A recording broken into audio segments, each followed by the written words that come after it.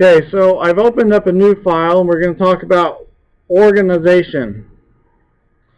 And I'm not talking about what it looks like in your scene, although that would be nice to keep that somewhat organized. It doesn't appear that there's much going on in this scene, right? There's just a little monkey standing in the center.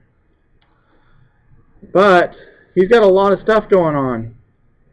And actually, I'm going to maximize the hypergraph so we can get a better idea of what's going on here. But again, here's my cameras, right? And so I'm going to make sure I'm showing hidden nodes. I am. And anytime in the hypergraph you see this little red triangle in the bottom of the box, that means that it's actually condensed right now. It's collapsed. So if you double click that, then it will expand and show you what children it has. Okay, you can also right click on it and then say expand. Or you could right click on it and say expand all. I'm not going to do that just yet. So the number one way that you can organize things is in your hierarchy is, well, there's two ways actually that are both tied for number one. One is to use your hierarchy to help you organize your scene. The other is to come up with a very good naming convention.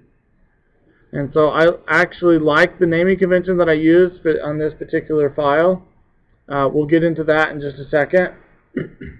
But the naming convention should be so good that 6 months later or a year later or a year and a half later in production that you can come back to this file and pick up where you left off. Like if something breaks, you should be able to find that particular piece of the arm that broke because you named it everything correctly.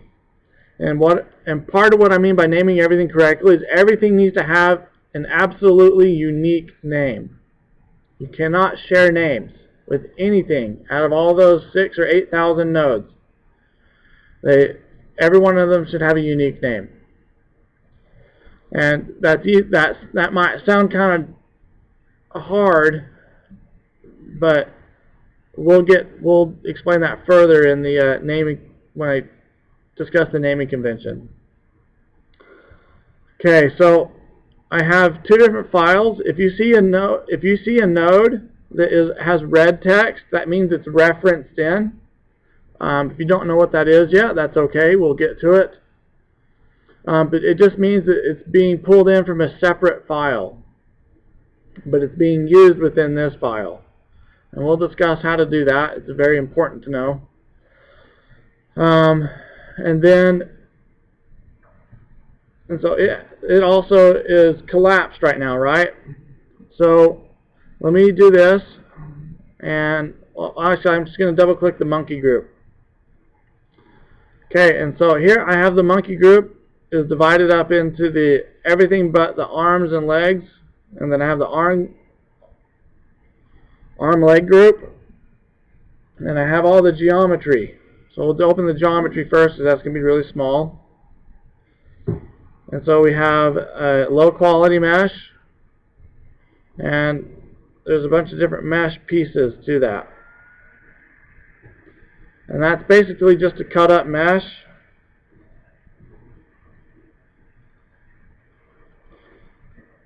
That can be animated really fast because it's not computer intensive. So there's really not much to that, despite what it looks like. And there's a bunch of constraints, which we'll get into. Okay, and then we have the actual monkey model. And this one's referenced in.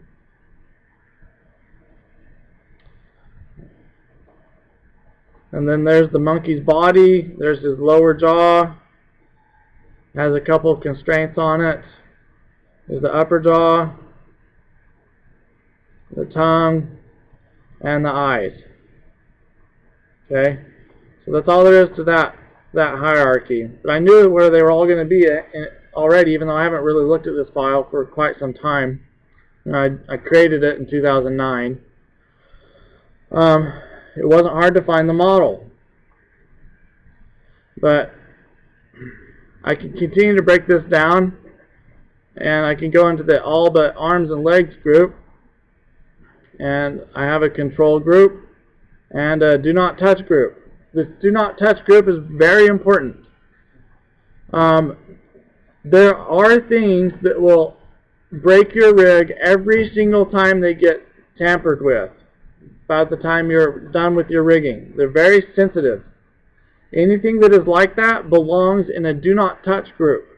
That way, and when the animator is unable to get the animation that he wants out of your rig, and he starts digging into the hypergraph,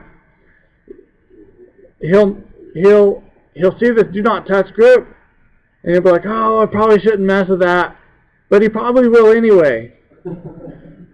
And so so why do you call it that if he's going to touch it anyway? Well, then at least you can say, I told you not to touch that. And he'll be like, I know it. So, but the part that really sucks is you don't really want to touch that, because in the studio, and this is a small tangent, but in the studio environment, the animator's time is very, very precious, particularly because it's like a drawing. It cannot be duplicated. If you lose their work as a character TD for whatever reason, and they have to reanimate, the second when they reanimate, they may not do as good of a job, and that would be your fault, not theirs. And so we want to do a very good job of doing what's called locking down the rig and organizing and putting things in the do not touch group. Okay? So we can continue to expand this, and it continues to, for my purposes, it communicates well to me what's going on in this rig. Now, if you want to see everything real quick, these are all the nodes in this file, these are all the transform nodes, I should say, in this particular file. I can't even show you all the nodes, because there's a lot of nodes that aren't transform nodes. They're just like pieces of information, render nodes. We'll be using those as well. I guess I could give you a small sampling of that, but if I were to select all of these and try to frame it up, it would be a nightmare. I'll just grab a few, and if I click this little icon right here, it takes me to an input-output connections editor. So it's a hypergraph. If I go to Window, Hypergraph Connections, it takes me to the same place, and it's based off of the selection. We will be in this editor quite a bit as well. Okay, so here's what this one looks like.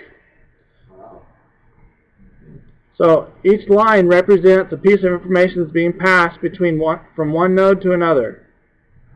And believe it or not, I made all of these connections. Now, I did not have to make them all manually. I don't want you to presume that.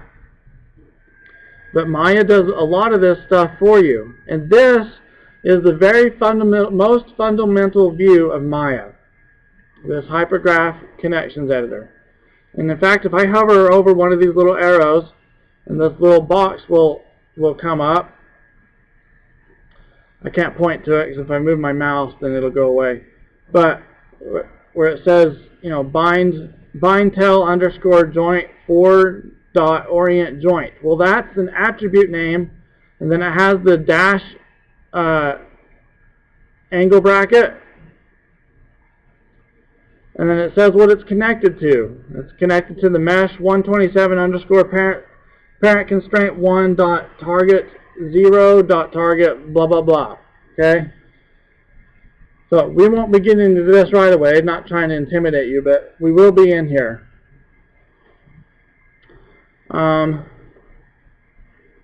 So now on to naming conventions. I can close Maya now, and we'll just do this in a text editor.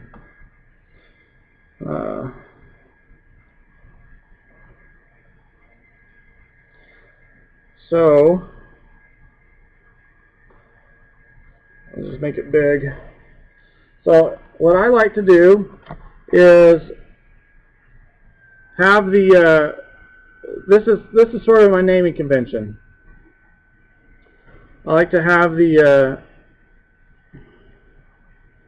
well, let's just call it a description,